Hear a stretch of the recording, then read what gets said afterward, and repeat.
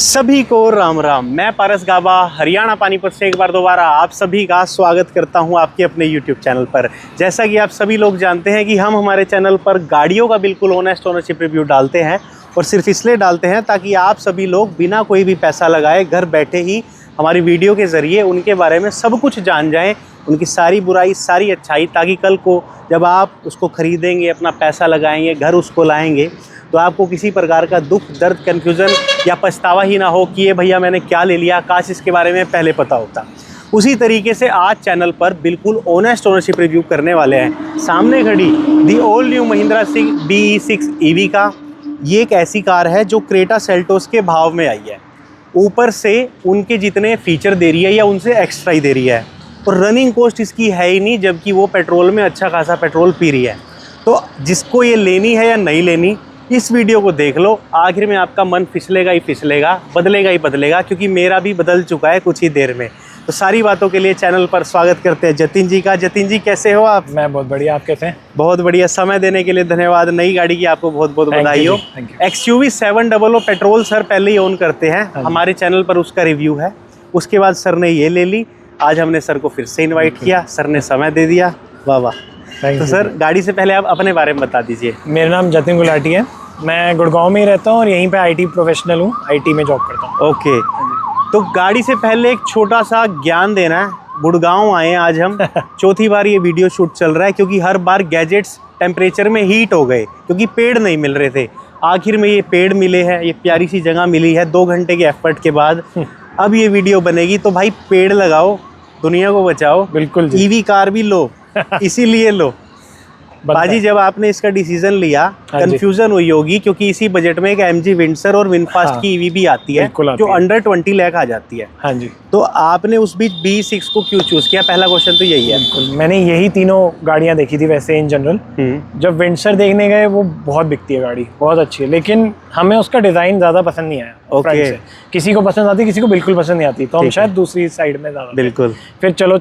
फिर भी use case के बेसिस पे हमने चला के देखी तो थोड़ा सा स्टेबिलिटी इशू लग रहा था, वाइब्रेशन बहुत हो रही थी विंडसर EV में। आपको स्पीड ब्रेकर्स भी अच्छे खासे फील हो रहे थे, सस्पेंशन भी वीक लग रहे थे। ओके। तो उस पॉइंट ऑफ व्यू से हमने उसे रहने दिया। प्लस एवरेज रेंज भी कम थी, बैटरी पैक छोटा था तो रेंज भी कम थी। बिल्कुल। और बहुत ज्यादा फर्क नहीं था। ये बेस मॉडल हम इसका लेना हमें बेटर लगा उससे। बिल्कुल। और सिमिलरली विनफास्ट देखी, उसका तो गाड़ी बहुत सॉलिड है, बहुत अच्छा है, अंदर फीचर्स कम है और रेस दबाने पे रिस्पांस नहीं आ रहा था अच्छा जो इसमें मिल रहा था। गाड़ी स्टेबल भी थी, भारी भी थी, सॉलिड भी थी इसके जितनी, लेकिन उसमें इनिशियल टॉर्क और पिकअप इतना नहीं मिला, बिल्कुल नहीं मिल रहा था वो। और वो हमें लगा कि हम गलत चला रहे हैं, सोचो ऐसे चलाते हुए। और बट वो उन्होंने कहा ये ऐसा ही है। और फीचर के मामले में इससे बहुत हल्की है, वो तो दोनों से हल्की है। ठीक, कहने का मतलब ये एक कार स्टेबल नहीं लगी पर बैठने में और फीचर में मजेदार थी।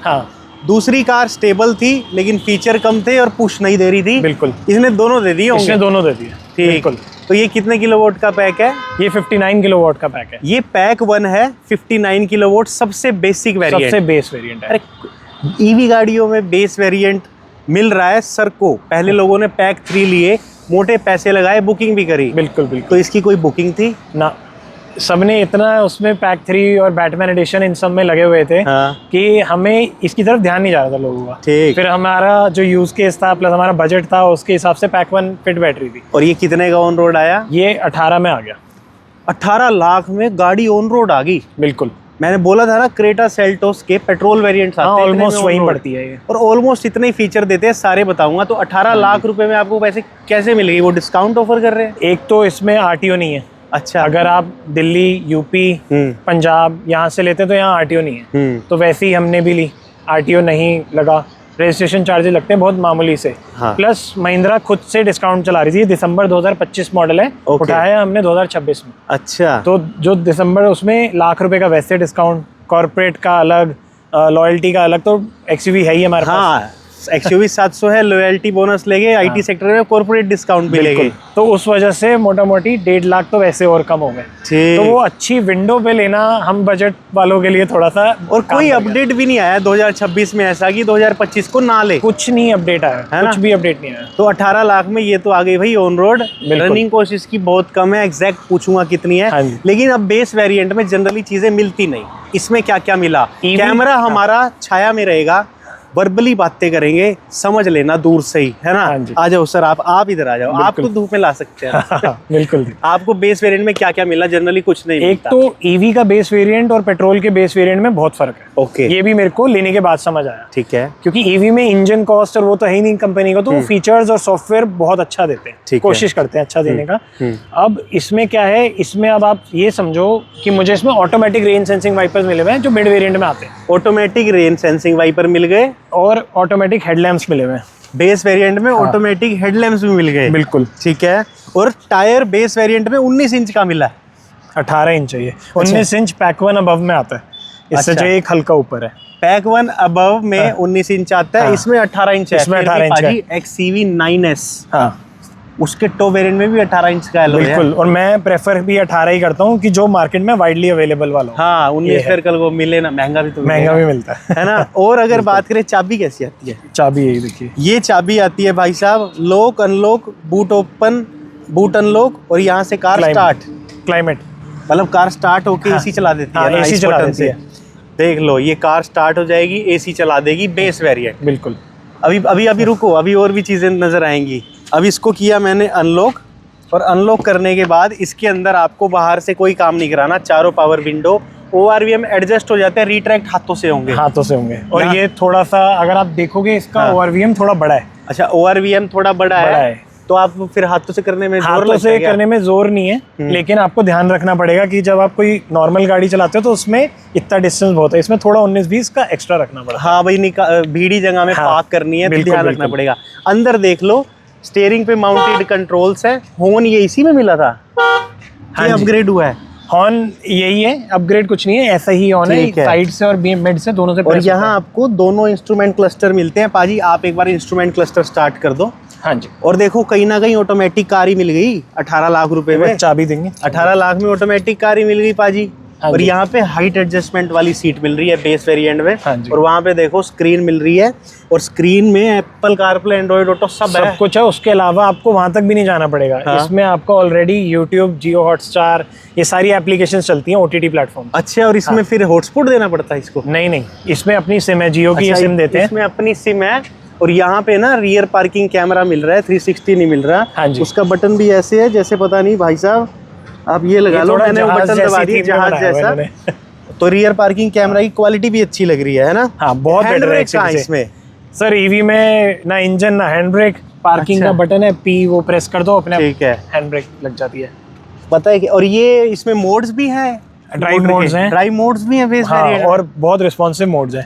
रिस्पॉन्सिव, क्या क्या ड्राइविंग मोड्स हैं इसमें? है अपना आपका एवरीडे, हाँ, डिफॉल्ट, रेंज, डिफॉल्ट, स्पोर्ट्स, ये करके हैं मोड।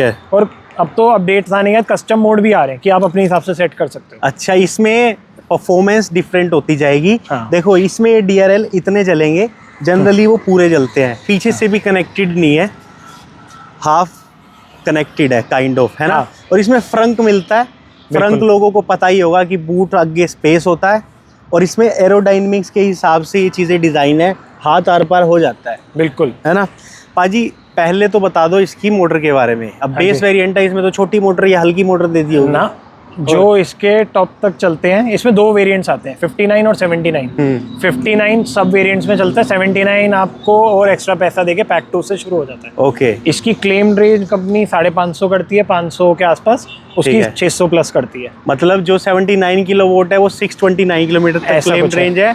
इसकी क्लेम्ड रेंज कितनी थी? 552 या कुछ है, ठीक है। लेकिन उससे पहले इसमें जो मोटर आ रही है ना, उस मोटर में मैक्सिमम पावर 228 bhp समथिंग। बिल्कुल। टॉर्क सेम ही मिल रही है टॉप वेरिएंट वाली 380 Nm। पहले तो मोटर की परफॉर्मेंस बताओ, इसमें कैसी निकली? बहुत शानदार है।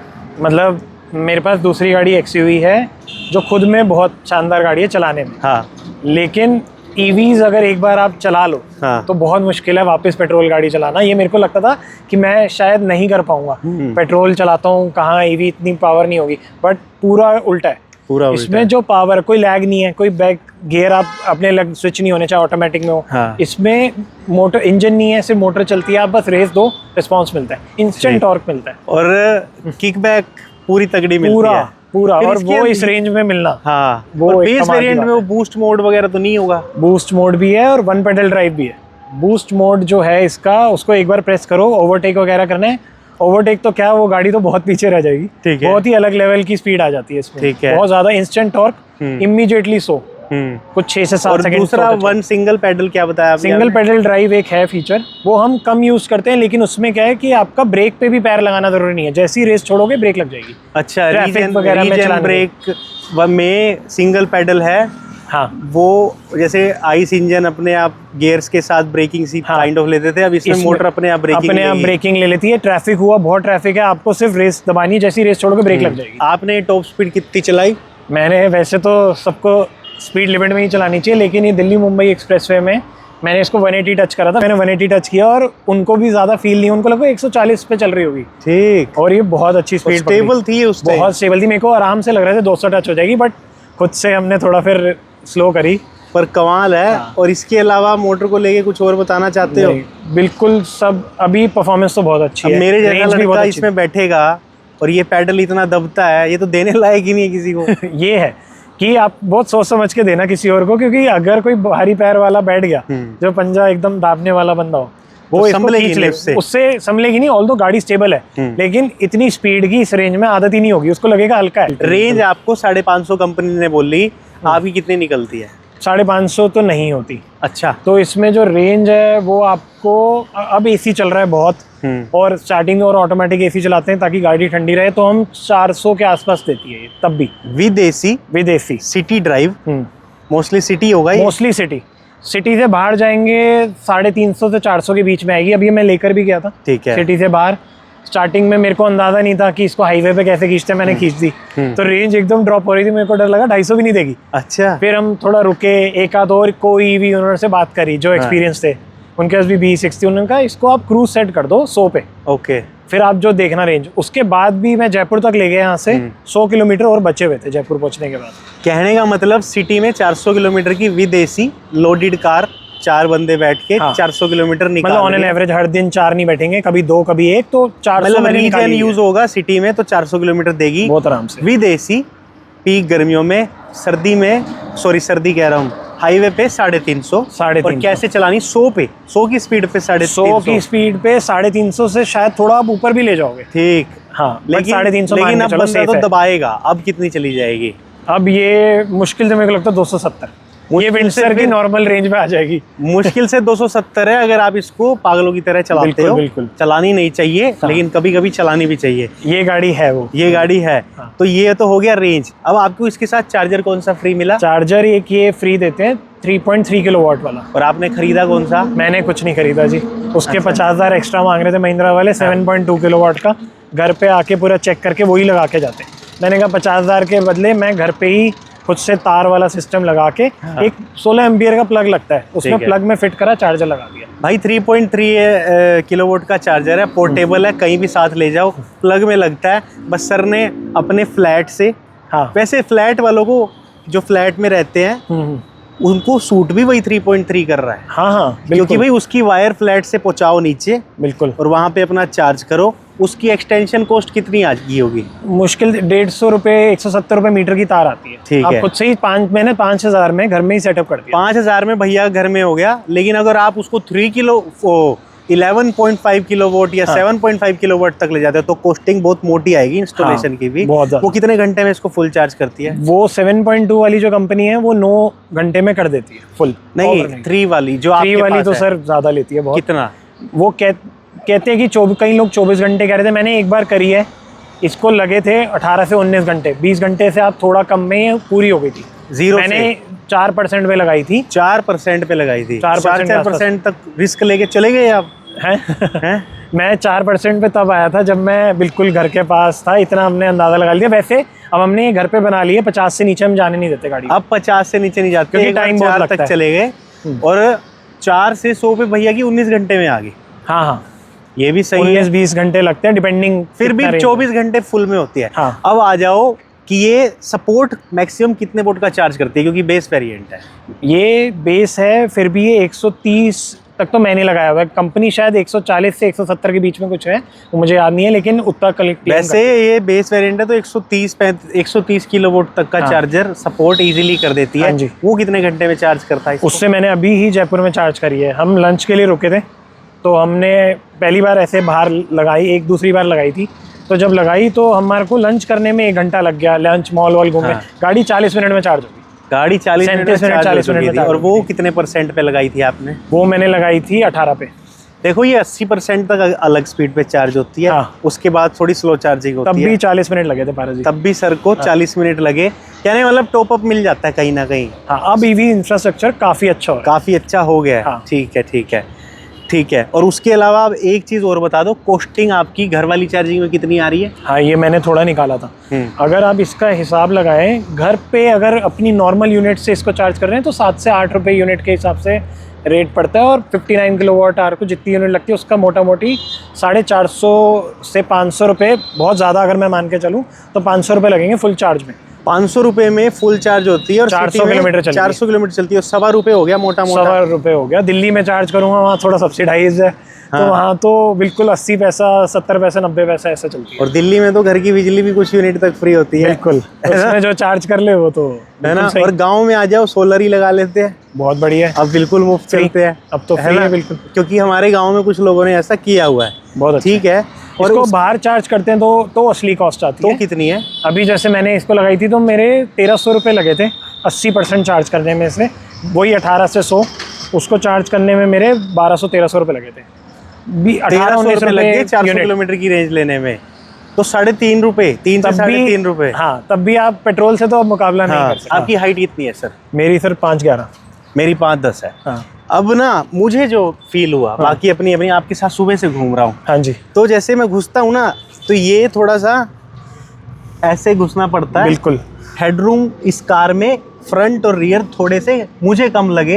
अगर कोई 6 फुट प्लस का बंदा है उसको समझ नहीं आएगी। हाँ, ये चैलेंज है। ये ना कूपे बनाने के चक्कर में थोड़ा सा स्ट्रेच और हाइट नीचे करिए। पीछे आपको शायद और फील होगा। अच्छा, पीछे मुझे और भी फील होगा। हाँ जी, बिल्कुल बिल्कुल। लोग पीछे बैठते हैं। हाँ, बस इसमें अगर आप देखेंगे कूपे की वजह से थोड़ा सा हाइट में एडजस्टमेंट है, और ये बट इतनी दिक्कत नहीं है। सीट्स एंड कंफर्ट एक कार है 4 लोगों की। हाँ, 5वां नहीं बैठेगा बिल्कुल। लेकिन अब ये थाई स्पोर्ट हाइट चलेगी मेरे पैरों की, पता नहीं बिल्कुल क्योंकि इसमें बैटरी जो है ना नीचे लगती है। हाँ। और आपको ग्राउंड क्लियरेंस भी देनी है 200 mm प्लस की।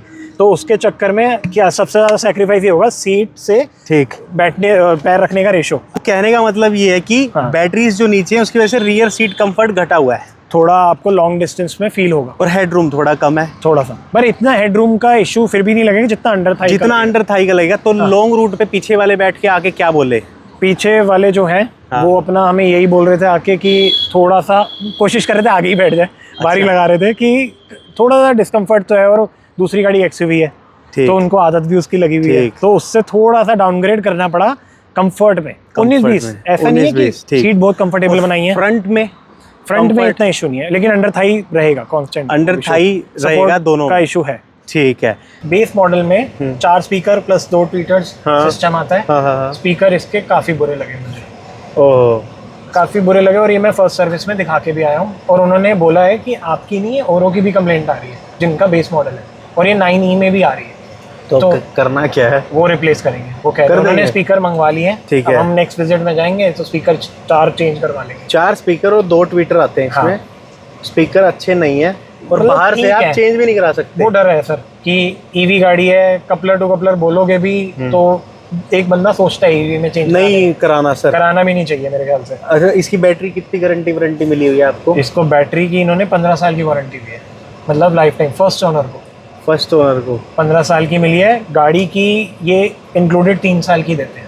ठीक है, गाड़ी की पूरी 3 साल की देते हैं और उसकी 15 की देते हैं। गाड़ी के आलतू फालतू चीजें खराब होती है, इलेक्ट्रिक चीजें 3 साल की है। ठीक है। अब फाइनल बात करते हैं पाजी कंक्लूजन की। फिर से आगे इसको चलता छोड़ दे कि कोई फर्क ही नहीं पड़ेगा। मैं पीछे वाले सर का दरवाजा खोलता हूँ।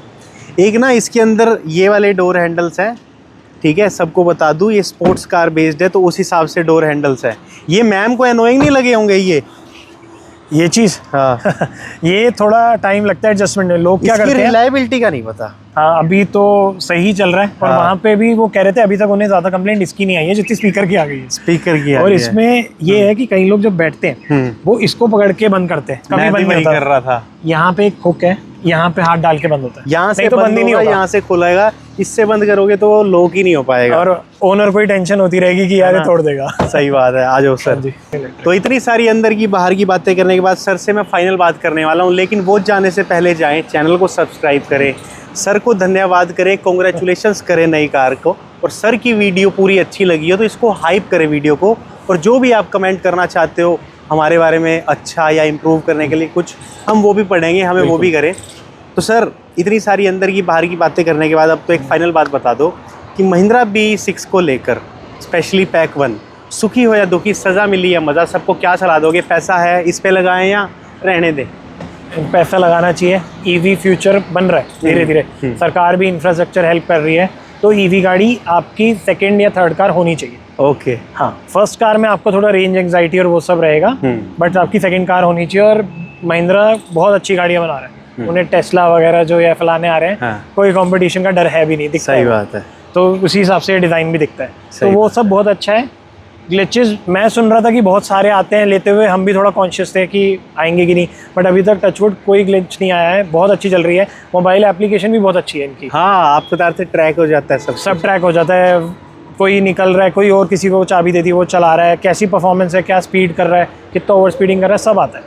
मतलब भाई ये चार्जर्स कहाँ है, सब मिलता है। बेस वेरिएंट में हाईटेक चीजें सारी है, सब कुछ दे रहे हैं बाय तो डिफॉल्ट। नाम का बेस वेरिएंट हुआ। हाँ, इनका तो नाम का ही है, सब कुछ मिलता है अंदर, आपको कुछ और कराने की बाहर से जरूरत इम्प्रूवमेंट नहीं इस है। कार में होनी चाहिए तो क्या? एक स्पीकर, ये बहुत बेसिक चीजें हैं। ये बहुत बेसिक चीजें है। प्रॉब्लम ये है कि ये बाहर से भी नहीं हो सकती, शोरूम वाले भी मना कर गए होंगे। हाँ हाँ, और हमें भी डर ही है बाहर से कराने में ईवी गाड़ी में, तो उस चक्कर में हम भी करोल बाग नहीं लेके जाएंगे ये गाड़ी।